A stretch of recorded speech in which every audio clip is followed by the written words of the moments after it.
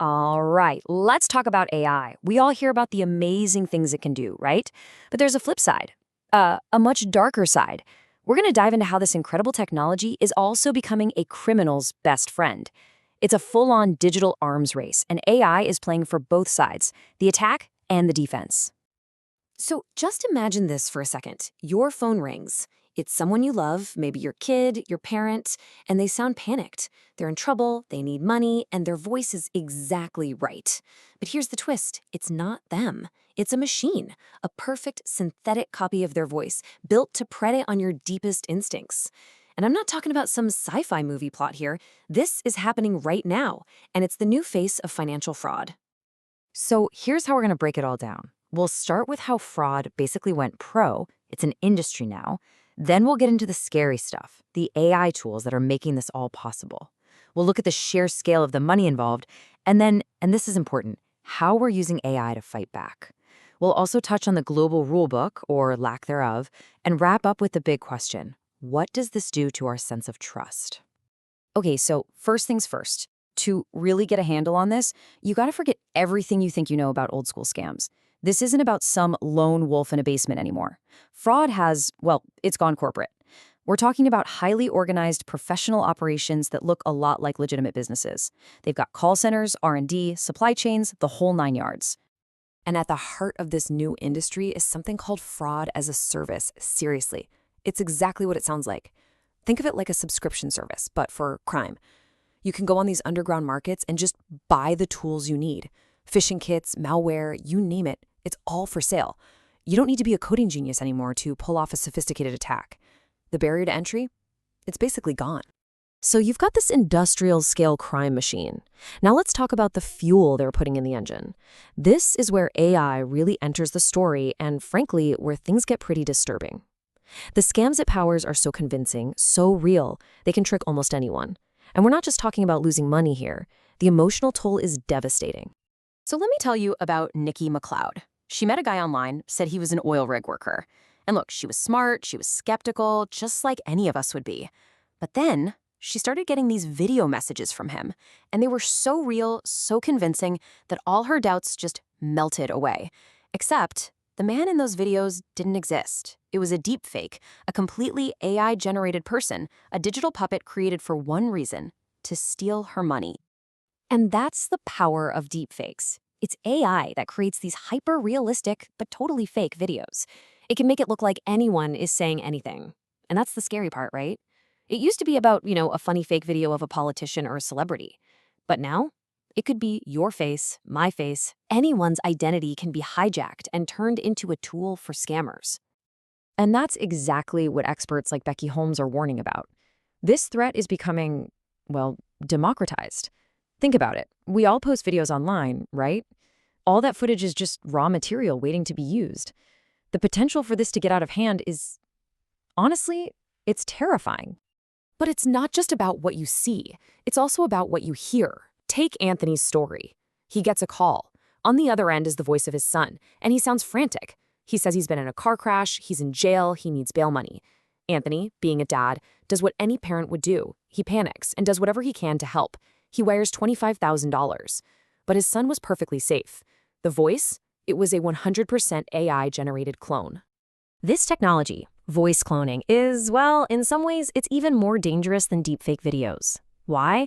Because it's cheaper, it's faster, and it's way easier to create. All a scammer needs is just a few seconds of your voice.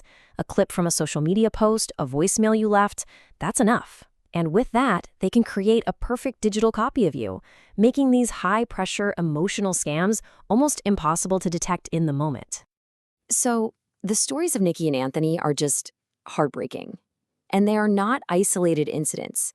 They're the human face of a massive global problem. So let's zoom out for a minute and look at the numbers, because honestly, they are staggering.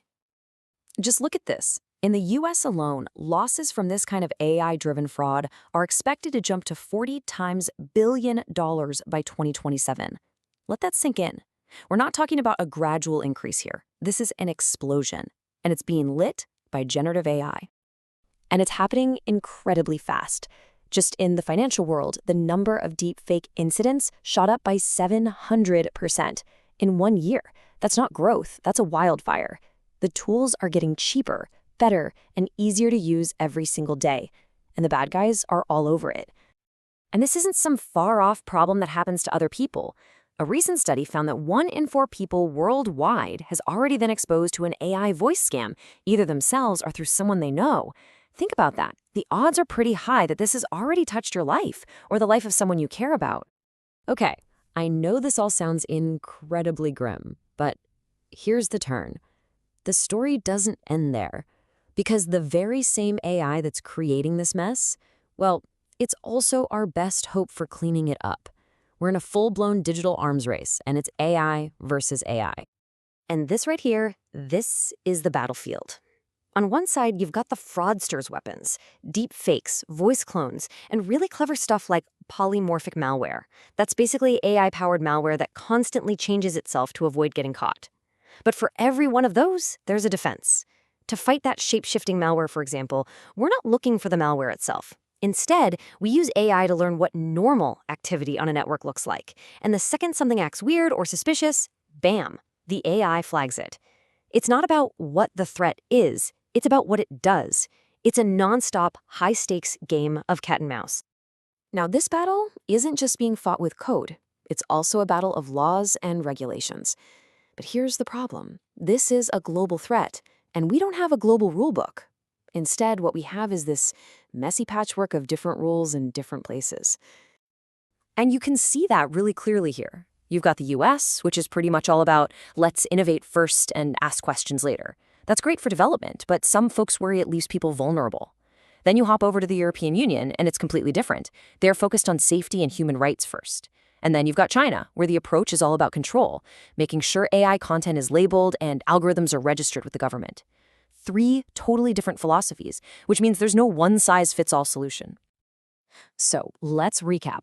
We've got crime as a service, scams that are almost impossible to spot, a tech arms race, and a legal mess. Which leads us to the big question. Where do we even go from here? What's the takeaway? All right, if you remember anything from this, remember these things. 1. Fraud is now a business, plain and simple. 2. AI has given scammers superpowers to make their lies feel real. 3. The same AI causing the problem is also our best tool for fighting it. 4. The world's governments can't agree on a plan, which makes things complicated. And maybe the most important point of all, 5. No technology is a silver bullet. At the end of the day, our own human intuition, our own skepticism, is still the last and maybe the best line of defense. And all of this really boils down to one final huge question. When the digital world is filled with fakes that look and sound perfectly real, how do we know who or even what to trust anymore? That line between real and artificial is getting blurrier every single day. And figuring out how to navigate that might just be one of the biggest challenges we face in this new era.